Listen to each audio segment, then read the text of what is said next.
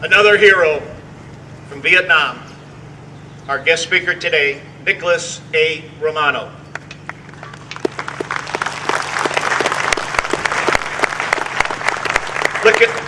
Nicholas is an honors graduate of St. Joseph's University, where he majored in marketing. He is married, has 2 children, and 8 grandchildren. A resident of Bonita Springs, he owned and served the CEO of several businesses. Nicholas served in the U.S. Army during the Vietnam Tet Offensive.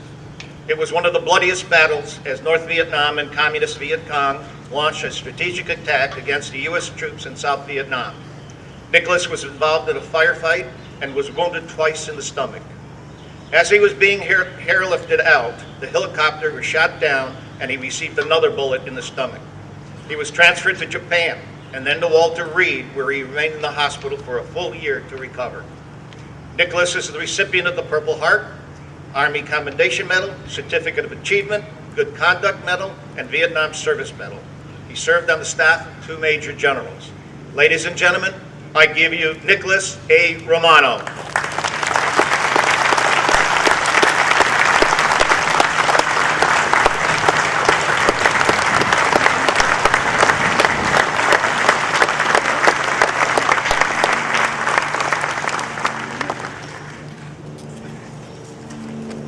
Thank you, Steve. Good morning, everybody. It's getting hot over there on the right-hand side, huh? I'll be quick. I scheduled about an hour, but I'll try to take it down. No, only kidding. I am proud, honored, and humbled to be the keynote speaker at this special Bonita Springs Memorial Day celebration. I would like to recognize and commend our Honorable Deputy Mayor, Steve McIntosh, and the members of our esteemed City Council for their commitment in providing these wonderful events that commemorate important holidays like this in a grand and meaningful fashion. Thank you for that.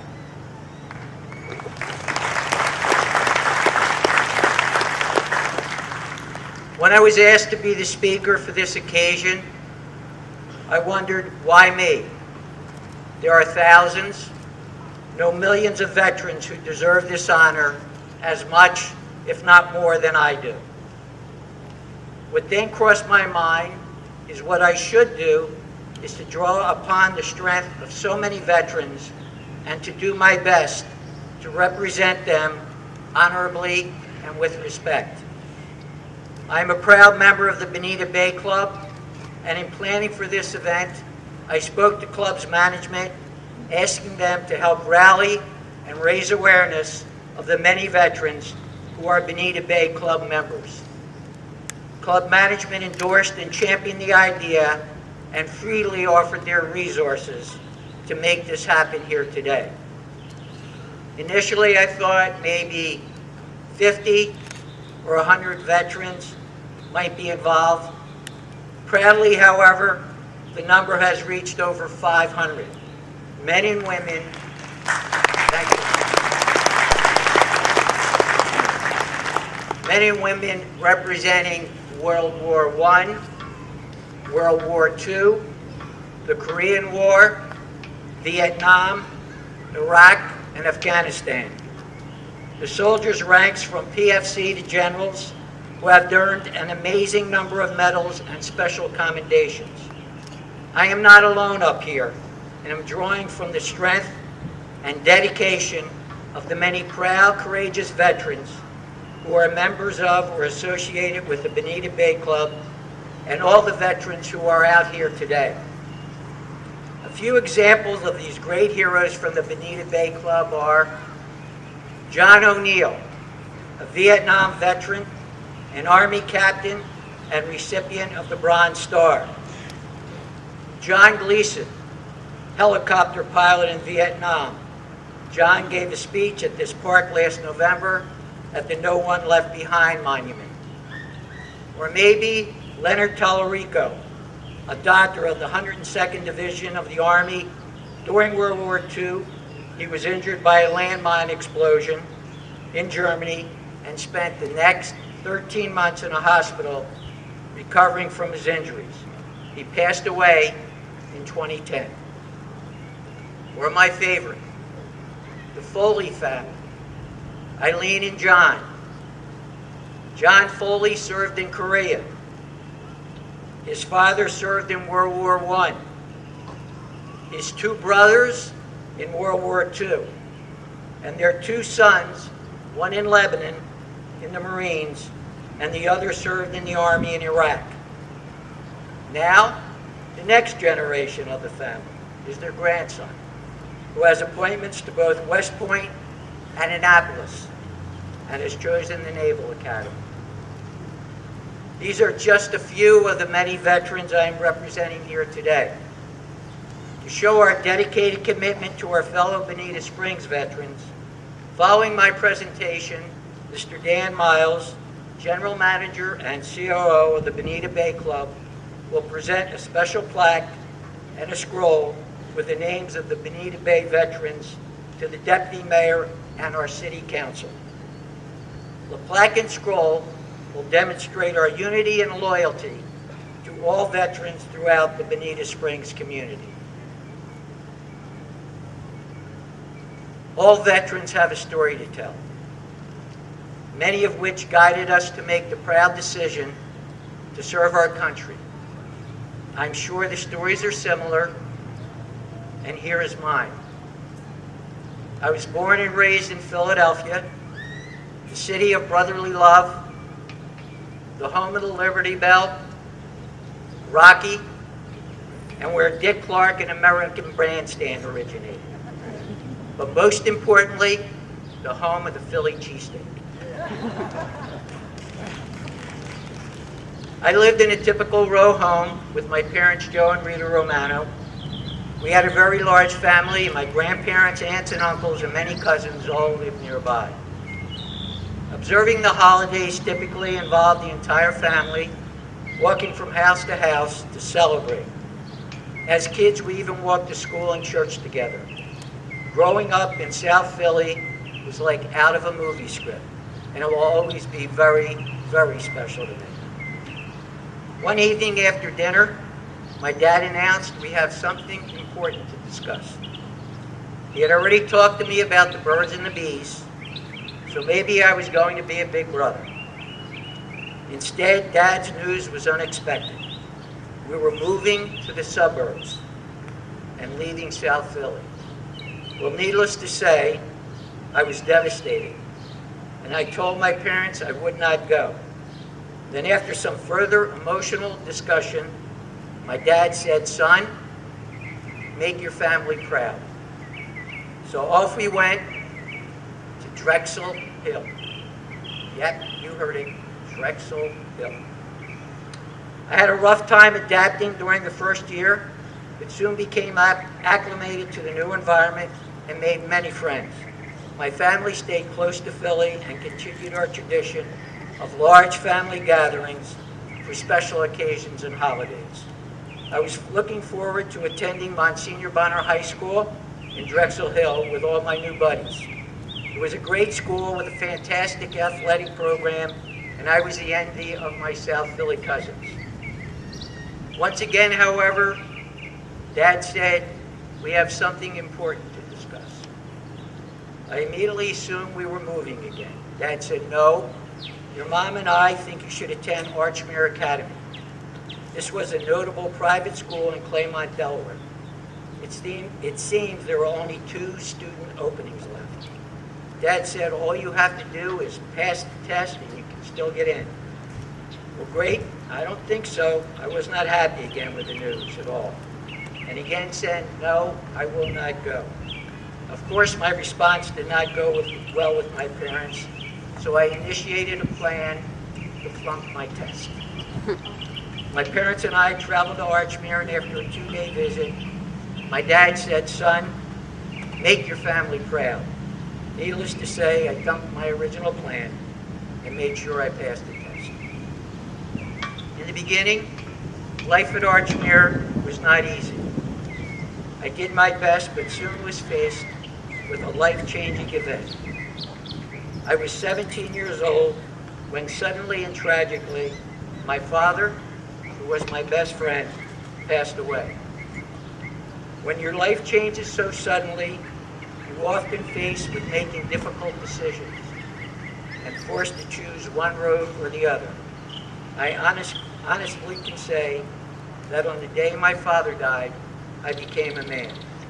I focused my mind on my schoolwork. I was on the honor roll when I graduated and moved on to attend St. Joseph's University.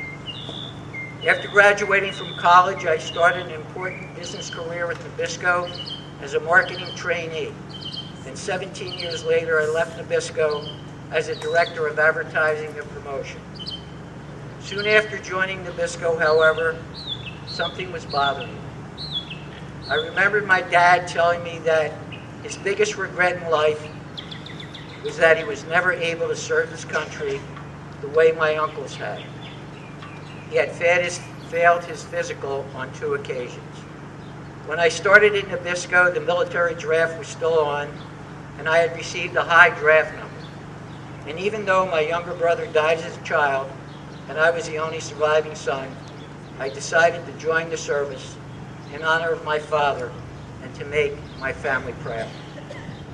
I sat down with Mom, which was not easy, and said, "We have something important to discuss."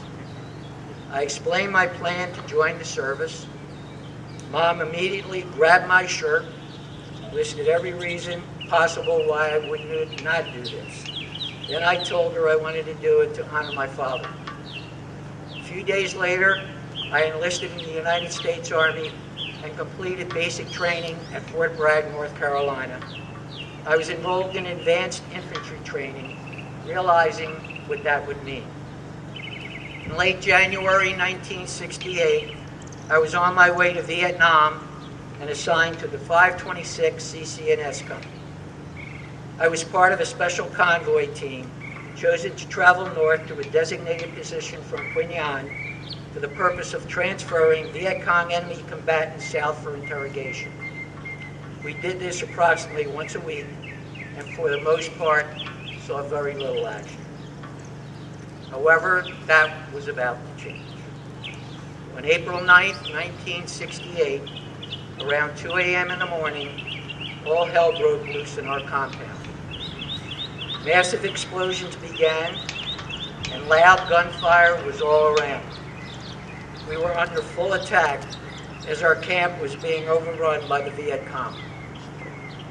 I ran down the steps of my barracks and saw small arms fire and major explosions. My job was to get to this Jeep and get behind the machine gun turret. To get there, I had to run across the compound under heavy fire. I could hear bullets whizzing past me, and suddenly I was hit in the back of my left thigh. As I fell to the ground, my first and only thought was my mother is going to kill me.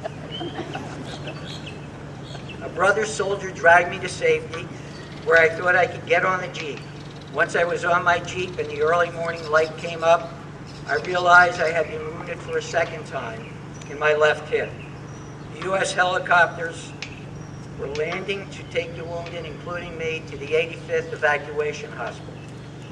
As I was being lifted into the helicopter, I was shot a third time in the stomach by a sniper. I was lucky that the bullet did not fully penetrate my stomach wall. When I arrived at the hospital, it was a madhouse. We had lost 6 of our comrade brothers, which is one of the reasons why I'm standing here today, and at least 22 wounded. Additional battles were taking place all over the country, and we did not realize that this was the beginning of the Tet Offensive. One of the doctors made sure I was stable, stopped the bleeding, and told me I would be okay. He then said he needed to get to some of the more seriously wounded, and gave me some strong pain medication in order to put me through some tests. I dozed on and off until someone grabbed my hand and woke me up. The man told me he was a priest, and he was here to give me my last rites. I said, "Father, no, I'm going to be okay." To which he said, "I know, my son, but I'm giving you your last rites." 48 hours later, I woke up and found out that I had been operated on. The surgeons had removed a hematoma and repaired my shattered pelvis. I was then air-evac to a hospital in Japan, where I underwent further microsurgery on the back of my left thigh. During my recovery, I was told that my mother had contacted the U.S. government and informed them that she had planned to sue the Viet Cong for injuring her son. I soon arrived at Walter Reed Hospital in the United States, and after 5 months of tests and rehab, I was finally able to go home and was greeted at the Philadelphia airport by my entire family and close friends.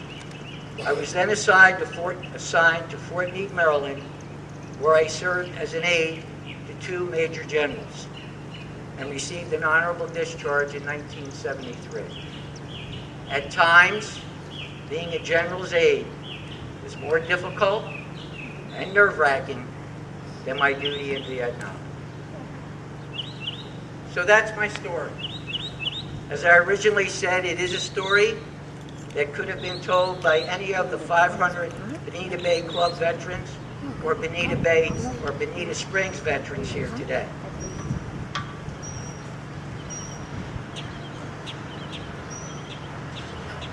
There would be some personal changes here and there, but the underlying story would be the same. We were proud to serve our country, and we do it all over again in the fight for freedom. On a personal note, I have received tremendous medical support beginning on April 9, 1968 at the 65th Evacuation Hospital in Vietnam, up to and including 2014 at the VA clinic in Naples and the new facility in Cape Coral. I have been truly cared for. Many times we do not get a chance to thank those individuals for all that they do. So please accept my heartfelt thanks for the wonderful support and care you give to so many of us. I would also like to thank my beautiful lifelong partner, Kathleen Romano, for providing me with joy and inspiration. I am blessed with 2 wonderful children, Joseph and Nicole, and their spouses, along with 8 amazing grandchildren. In closing on this Memorial Day, May 26, 2014, we can honor our fellow veterans who have passed away by paying homage to those who are still with us in this audience today. So will all the veterans please stand up.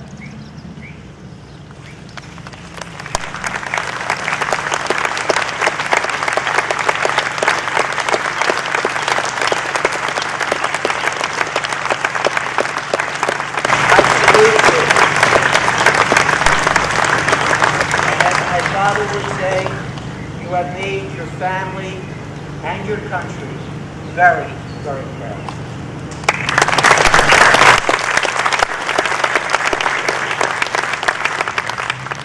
Without further delay, it is my honor to introduce to you Mr. Dan Miles, General Manager and COO of the Bonita Bay Club, who I call a true friend. Dan will make a presentation to the Deputy Mayor and the Bonita Springs City Council on behalf of the many veterans of the Bonita Bay Club. Thank you.